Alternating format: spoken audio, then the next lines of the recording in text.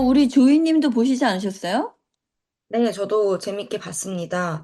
어, 이렇게 시를 소재로 하는 게 이제 뮤지컬에 많다고 아까 말씀해 주셨고, 제가 얼마 전에 봤던 김소월 시인의 시로 만든 뮤지컬이 있는데요. 어제의 시는 내일의 노래가 될 수 있을까라는 작품이었거든요. 그 뮤지컬을 떠올리게도 하면서, 근데 그거는 원래 있었던 시잖아요. 김소월 시는. 그리고 저희가 잘 아는 나나흰, 나와 나타샤와 흰 당나귀도 백석 시인의 시를 가지고 넘버를 만들었고, 그런데 요 무명준이에서는 어쨌든 이 인물들이 시인이 돼가는 과정을 묘사를 하면서 작가님이 직접 쓰신, 그러니까 그 극중 인물이 쓴 시가 나오는 거잖아요. 그래서 아무래도 그걸 포인트로 많이 들었던 것 같아요. 이 시 얼마나 좋으려나? 이 가사 얼마나 멋지려나? 하면서 들었던 것 같아요. 당연히 우리가 막 있었던 이미 알려진 유명한 시로 만든 음악은 장단점이 있어요. 너무 김소월의 진달래꽃 너무 잘 아니까 그 은유를 살리는 게 어떻게 보면은 양날의 검인 거죠. 그쵸? 잘 살려도 본전. 못하면 완전 망하는 건데 이제 여기서 만들어준 시는 극중 인물들이 만들어낸 말이자 동시에 시기 때문에 되게 제가 느끼기에 되게 자연스러웠다? 막 음, 시라서 딱딱하게 운율을 맞추거나 시라서 오는 그런 어려운 단어들이 절제되고 적당히 시 같은 아름다운 문문을 만들어 가면서도 가사와 대사 사이에 적절하게 들어갈 수 있는 그런 아름다운 시였다고 저는 생각이 되고요. 또 이제 작곡가가 어쨌든 시를 가지고 노래를 쓰려면 고민이 많으셨을 텐데, 제가 이제 무명준이를 예매하려고 이렇게 찾아보다 보니까 알게 된 사실이었는데, 강홍준 작가님이 가곡 콩쿠르에서 수상 경력이 있으신 분이에요. 그렇다 보니까 얼마나 이 시를 가지고 노래를 쓰시는데 얼마나 자신 있으셨겠어요. 아, 작곡가님, 강홍준 작곡가님. 네. 그렇다 김희갑 선생님의 후예네요. 그렇죠. 말하자면 그렇죠. 네, 그렇다 보니까 저는 너무 기대를 한 거예요. 이제, 얼마나 이제 가곡처럼 얼마나 아름다운 선율을 뽑으셨을까? 그랬더니 역시나 작가님 쓰신 아름다운 시와 걸맞게, 네, 되게 서정적인 음악으로 잘 뽑아내지 않았나, 네, 이런 생각이 들었습니다. 저도 이제 근대시를 가지고 뮤지컬을 만들어 본 적이 한 번 있는데 쉽지 않더라고요. 네, 뮤지컬에서의 넘버들은 어떤 시적인 요소보다 대사가 노래가 되는 경우가 사실 많다 보니까 컨셉적으로 아예 시처럼 다가가는 넘버가 있는가 하면 가사와 대사가 적당히 이어지게 쓰는 넘버들이 있으니까 사실 어떤 게 더 어렵냐 하면 저는 전자거든요. 그러니까 저는 정말 시처럼 쓰인 게 더 만들기 어렵더라고요. 그러시구나. 시가 더 그런데, 쉬울 것 같은데, 느낌에는. 그래요. 그냥 왜냐하면은 노랫말이 일단은 그냥 이렇게 짧으니까 왠지 이렇게 악보랑 이렇게 어울릴 때 그래도 좀 넣기 쉽지 않을까 그런 상상을 하거든요. 근데 오히려 또 그게 작곡하시는 분들은 느낌이 다르구나. 다른 작곡가님들 어떠신지 모르겠어요. 근데 저 같은 경우는 그 시상이 갖고 있는 예쁜 의미들이 있잖아요. 그 의미를 음악으로 어떻게 표현할까가 음, 도전 과제이면서 네, 그런 것 같아요, 늘. 이 그러네. 작가님께서도 실제로 이제 시를 이제 직접 적으셔야 되잖아요. 그래서 막 아카데미도 다니셨대요. 막 실제로 시 아카데미 막 다니시면서 엄청 생각해서 쓰셨다고 하셨고, 그리고 이제 아까 그 가사 이야기를 해주셨는데, 이것도 프로그램북에 있는 이야기인데요. 작가님께서 이제 이런 이야기를 해주셨어요. 이 뮤지컬을 처음 배우실 때 굉장히 중점으로 두셨던 게, 이 뮤지컬 가사랑 시의 차이점에 대해서 배운 게 바로 뮤지컬 가사는 어쨌든 바로 어느 정도 이해를 할 수 있어야 된다는 점이었다고 해요. 왜냐면 시는 두고두고 보면서 계속 사유할 수도 있지만, 어쨌든 뮤지컬 가사는 듣고 이해를 바로 해야 되는 거니까. 그래서 실제로 이 시지만 어쨌든 이 시가 극중 시가 가사가 돼야 되기 때문에 뭔가 그 중점을 어느 정도 시적인 단어를 사용하면서도 또 이제 듣는 분들이 어느 정도 이해를 바로 할 수 있도록 그 중점을 맞춰서 쓰려고 굉장히 노력을 많이 하셨다고 했는데 저는 그 말씀이 되게 좀 와닿는 부분이었던 것 같아요. 그러면서 반대로 뭔가 가사 쓸 때 못 썼던 단어들, 뭔가 멋들어진 혹은 또 뭔가 조금 어려운 단어들 요거를 쓸 수 있어서 오히려 그게 또 좋은 점이기도 했다고 다음에 쓸 때는 이 단어 이런 어려운 단어들 못 쓴다고 생각하니까 좀 아쉬웠다고 하시더라고요. 그래서 그게 뭔가 굉장히 저는 작가의 말을 읽으면서 굉장히 인상 깊은 점으로 다가왔던 것 같습니다. 아니 근데 아까 이게 그 준이가 이게 네가 쓴 시냐 맞냐 이런 거 이제 물어보고 막 그러잖아요. 그래서 네. 이게 제목이 무명준이인 거예요? 그래서 제목이 이 무명준이가 왜 그래서 무명일까에 대해서 저도 생각을 했는데 사실 요게 약간 저에게 있어서는 아쉬운 점이긴 했어요. 왜냐하면 제가 나중에 공연을 다 보고 나서 프로그램까지 다 읽고 나서는 이해를 했는데 공연만 보고 나서 아, 이래서 무명준이구나 라는 생각이 안 들었던 것 같아요. 저는 공연을 보고 나서. 뭔가 그래가지고 요 점이 살짝 아쉬운 부분이긴 했는데 그러니까 이제 준이와 같이 사실상 일제강점기 시대에 이름이 남지 않은 사람들도 얼마나 많겠어요? 그죠? 그런 것처럼 이름이 남지 않았지만 다들 누군가에게는 중요한 사람이었고 그리고 또 사실 준이도 정우에게는 무명준이가 아니라 유명준이었을 게 아닌가라는 이야기가 적혀 있는 내용이 있거든요. 그러니까 누군가에게는 또 이게 의미 있는 이야기일 수도 있고 그런 점에서 이 제목을 무명인 중이 이렇게 적었다고 저는 알고 있습니다.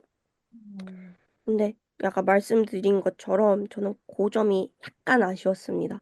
왜냐면 사실 막 예를 들자면 어쩌면 해피엔딩 이런 것 같은 거는 보고 나면 아 정말 어, 제목이 이래서 이거구나 하고 딱 이제 느낌이 오는데 뭐 무명준이는 뭔가 알듯말듯해서 여기 살짝 아쉬웠고요.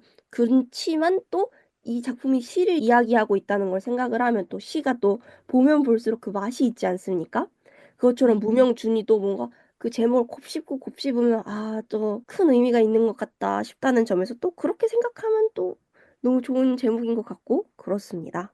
근데 어쩌면 해피엔딩도 되게 중의적이에요, 제목이. 왜 이게 어쩌면 해피엔딩인지는 알겠다. 마지막 그 장면을 딱 떠올리면은 너무나 이해되는 지점이 있지만, 저는 사실 무명준이랑 그렇게 큰 차이를 느끼진 않아요. 어쩌면 해피엔딩이란 제목과. 네, 이게 또 네, 의견이 다를 수 있죠. 네. 맞아요. 음, 이게 딱 와닿는 경우도 있고 또 음. 아니라고 볼 수도 있죠. 맞습니다. 왜냐면 예를 들어 그들이 해피엔딩일까? 어쩌면 maybe 이렇게 읽힐 수도 있겠지만 어떤 사람은 완전 디스토피아인데 저거 이렇게 생각할 수도 있는 거고. 예, 그러니까 네. 예, 이렇게 중의적으로 저는 사실 이런 중의적인 반응을 이끌기 위해서 그런 제목을 지었다고도 생각했었거든요. 그때 봤을 때 음, 처음 봤을 때. 음, 근데 음, 무명준이도 약간 그런 계열로 느껴졌어요. 저는 네. 제목이. 예, 어떻게 바라보느냐에 따라 달라질 수 있는 것 같아요. 예. 이거 평점 좀 주세요, 이제. 네. 몇 점이나 주실까 궁금하네요. 저는 보지도 않았는데 얘기를 들었는데 이 읽어주시는 시 때문에 마음이 너무 지금 몽글몽글해졌습니다. 아마 청취자분들도 그러시지 않으셨을까? 네, 저는 이 작품에 4.0 주겠습니다. 이야기를 조금 음, 덧붙여보자면 왜 4.0이냐? 전 솔직히 말해서 보는 순간에는 한 3.0 정도였던 것 같아요. 근데 보고 나서 이 작품은 정말 시를 소재로 해서 그런지 모르겠지만 곱씹으면 곱씹을수록 되게 아름다운 포인트가 많은 작품이라고 생각을 합니다. 그리고 생각을 하면 할수록 참 예쁜 작품인 것 같아가지고 다만 제가 1점을 깎은 이유를 말씀을 드리자면 이게 시대 상황상 어쩔 수 없는 건 알긴 하겠는데 어두운 분위기가 굉장히 계속 지속돼요. 그러다 보니까 심지어 이 배경 자체도 굉장히 어둡고 그렇다고 해서 또 세트가 화려하지도 않고요. 그러다 보니까 좀 이 작품을 대략 2시간 좀 안 되게 이끌어가는 시간 동안 집중을 계속하기가 조금 어렵더라고요. 음, 게다가 분위기도 계속 비슷하고 또 시의 내용도 어느 정도 비슷하다 보니까 그래서 그 점이 약간 아쉬워서 이걸 어떻게 고칠 수 있을까라고 생각을 했을 때 크게 생각나는 저도 지점이 없기는 해요. 딱 송 포인트도 적절한 것 같기는 하고 그치만 그래서 조금 이 지루함을 느꼈던 포인트에서 이 작품을 여러 번 봤을 때 좋을 작품이란 건 알지만 내가 다시 본다 해도 이걸 집중해서 볼 수 있을까라는 계속 의문이 들어서 1점을 깎았습니다, 저는. 저도 이상입니다. 굉장히 공감하는 지점이 있는데요. 사실 저는 이제 무명준이를 보면서 이 작품의 핵심이 연이라고 생각했어요. 연이. 그러니까 이 작품의 지향점이라고 해야 될까? 그게 연이라는 존재로 개념화되고 있다. 그러니까 구체화되고 있다라는 생각을 좀 해봤습니다. 그러니까 왜 그러냐면 연희는 그 연희가 그 빨간색 란도셀을 오빠한테 선물로 받는데 그 란도셀 가방이 되게 비싸잖아요. 엄청 비싸요. 지금도 비싼데 이 작품의 그 시작 배경이 1940년대 일제강점기. 일제 말인 44년부터 시작해서 이제 과거로 이렇게 돌아가는 41년으로 돌아가는 딱 그 일제 말기 가장 극악했던 시기거든요. 근데 그때 그 빨간 란도셀을 메고 있는 이 연희의 모습은 굉장히 상징적이에요. 그 작품의 이 굉장히 뭐랄까 톤 자체가 아주 무겁고 어두운데 란도셀 빨간색이 딱 눈에 띄거든요. 그리고 그것과 이제 종이 비행기, 노란색 종이 비행기 이제 이런 것들이 되게 눈에 띄는데 이 연희가 지향하는 바가 아까 잠깐 말씀을 좀 해주셨는데 이 란도셀 비싼 걸 받고도 별로 안 좋아합니다. 그 이유는 나만 이런 거 매면 되나? 라는 거예요. 나만 매도 되나? 오빠가 얘네가 고하기 때문에 오빠가 엄청 열심히 노력해서 그러니까 부모의 노릇을 하기 위해서 상징적인 그런 란도세를 줬지만 연희는 약간 미안한 거예요. 주변의 친구들에게. 그러니까 이런 마음이 있는 아이라는 것이고 그리고 이제 중요한 거는 뭐냐면 그 오빠가 오는 날을 연희는 굉장히 침착하게 기다리거든요. 보육원에서. 애가 그냥 되게 어른스러워요. 그러면서 조선어 식구로 읽고 편지도 쓰고 그 다음에 이제 엄마가 보고 싶은 친구를 굉장히 위로하고 응원하는 그런 존재입니다. 그래서 저는 이런 연희를 또 중간에 죽게 만들고 그 연희로 인해서 오빠 준이가 삶의 동력을 상실하고 하는 이런 모든 것들이 이 시대를 살아나가는, 그러니까 굉장히 어두웠던 시대를 살았던 이 존재들이 정신적으로 이런 것들을 약간 뭐랄까 무장해야 되는 이런 정신이 있다면 과연 이런 게 아니었을까라는 것이죠. 그러니까 색깔로 표현하고 연이라는 인물이 갖고 있는 지향점으로 표현하는 건데 그게 약간 좀 더 큰 차원에서 얘기하면 이 작품에서 이렇게 굉장히 많이 들어있는 시적인 정성, 그러니까 문학적 태도라는 것과 이제 결합이 되어 있는 거예요. 그래서 어두운 시대, 상실의 시대를 사는 우리에게 이러한 정신을 일깨우는 그런 어떤 작품, 그것이 문학과 연이라는 존재로 이제 딱 개념화가 되어 있는 거죠.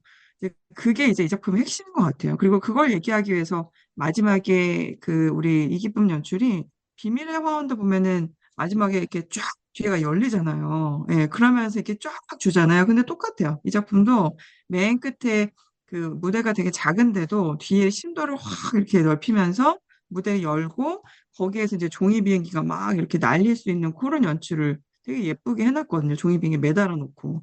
그래서 이제 이런 것이 이런 어떤 상실과 불안과 어두움과 라는 시대를 통과하고 있는 사람들이 그런 정신적인 것을 일깨우고 그것을 시집으로 일깨우고 그리고 그것을 연희로 보여주고 하는 이런 이런 포인트를 만들어낸 것 같거든요. 근데 이제 이렇게 약간 좀 편안하고 좀 정적이고 톤 다운되어 있는 작품을 좋아하시는 관객들이라면 되게 이렇게 따뜻한 마음으로 볼 수 있었을 텐데 근데 이제 안 그런 분들도 충분히 있으실 것 같고요. 그런 분들에게는 이게 조금 지루할 수 있다.